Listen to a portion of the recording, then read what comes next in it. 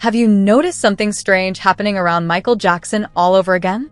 Just as the new Michael biopic is bringing longtime fans and younger audiences together to celebrate the king of pop's legacy, a new Netflix documentary called The Verdict has sparked an entirely new firestorm. Social media has exploded. Some fans are calling for boycotts. Others argue the documentary raises important questions that deserve to be discussed. And once again, more than 15 years after Michael Jackson was acquitted in court, the debate surrounding his life is dominating headlines. But here's the question. Is The Verdict presenting the complete story? I watched all 3 episodes, and while the documentary revisits the 2005 criminal trial in great detail, many viewers believe crucial context was left out. So, I decided to look deeper, examining court testimony, public records, and statements made by people directly involved in the case. And what I found raises some fascinating questions. The documentary heavily relies on the work and commentary of journalist Martin Bashir, the same man behind the explosive 2003 special Living with Michael Jackson.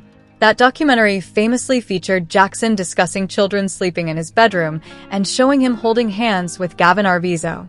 Many believe Bashir's documentary triggered the chain of events that ultimately led to the 2005 criminal trial. Critics of The Verdict argue that the Netflix series doesn't fully address the controversies surrounding Bashir himself. In 2021, an independent investigation commissioned by the BBC concluded that Bashir had used deceptive methods to secure his famous 1995 interview with Princess Diana.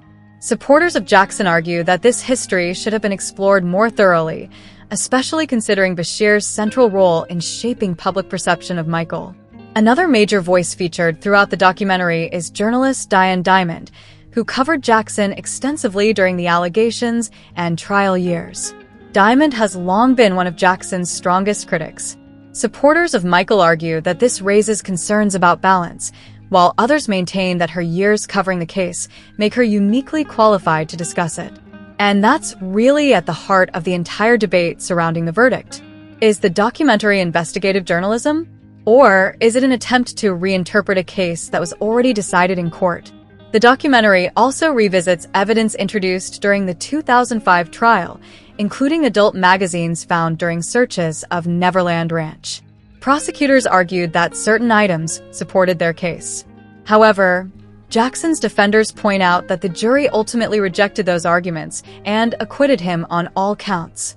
Critics of the documentary also argue that some evidence discussed in the series either wasn't introduced at trial or lacked definitive links to Jackson himself. Then there's the Arvizo family.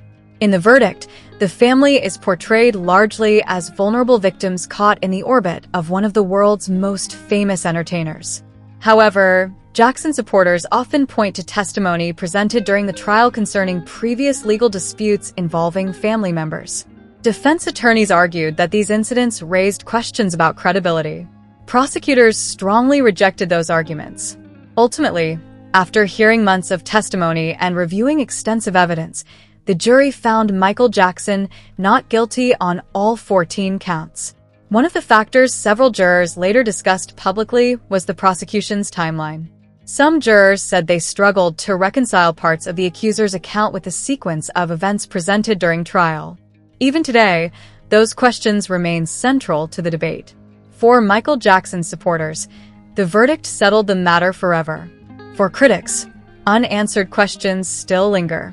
And now, with The Verdict reigniting global discussion, the divide appears as strong as ever. So, what do you think? Should documentaries revisit cases that have already been decided in court? Did Netflix present a fair and balanced examination of the evidence? Or does The Verdict leave out important context that viewers deserve to know? Share your thoughts in the comments below. And if you enjoyed this video, don't forget to like, subscribe, and turn on notifications for more deep dives into the stories everyone is talking about. One of the most debated aspects of the entire case remains the 1993 allegations involving Jordan Chandler. The Verdict spends considerable time revisiting those allegations, particularly focusing on the civil settlement reached between Jackson and the Chandler family. For many critics, that settlement has always raised suspicions. They argue that innocent people do not typically pay millions of dollars to resolve accusations. But Jackson's defenders see it very differently. They point out that the settlement was part of a civil lawsuit, not a criminal proceeding. Legal experts have long noted that settling a civil case does not prevent criminal investigators from pursuing charges if they believe sufficient evidence exists. In fact, despite years of investigations by multiple law enforcement agencies, Michael Jackson was never criminally charged in connection with the 1993 allegations. Supporters argue that Jackson chose to settle because he was facing enormous financial pressure, relentless media attention, and the possibility of years of courtroom battles while his career and reputation were already under siege.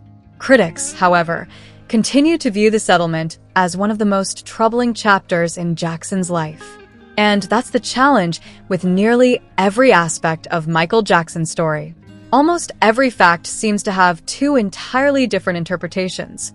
The documentary also revisits one of the most controversial investigative actions ever taken against Jackson, the 1993 body search conducted by authorities.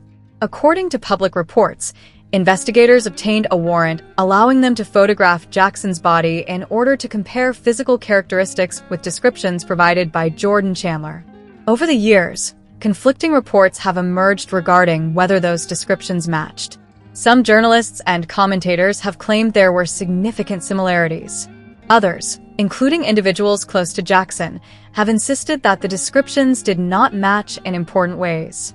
Because much of the evidence remains sealed or disputed, the issue continues to fuel debate decades later. And perhaps that's exactly why Michael Jackson remains one of the most polarizing figures in modern history.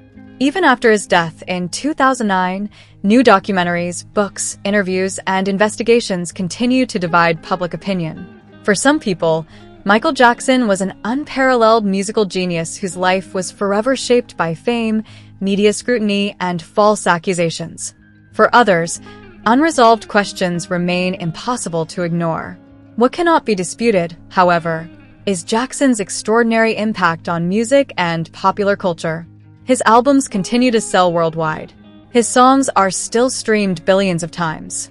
New generations continue discovering his work, and his influence can still be seen in countless artists performing today. Perhaps that is why every new documentary, film, or television special about Michael instantly becomes global news. People are still searching for answers. People are still debating. And people are still trying to understand one of the most complex and controversial public figures of all time. The release of the verdict ensures that conversation isn't ending anytime soon. If anything, it's beginning all over again. And maybe the biggest question isn't whether everyone will ever agree about Michael Jackson. Maybe it's whether they ever can. Because decades later, the world remains as divided as ever. What do you think? Has your opinion about Michael Jackson changed over the years?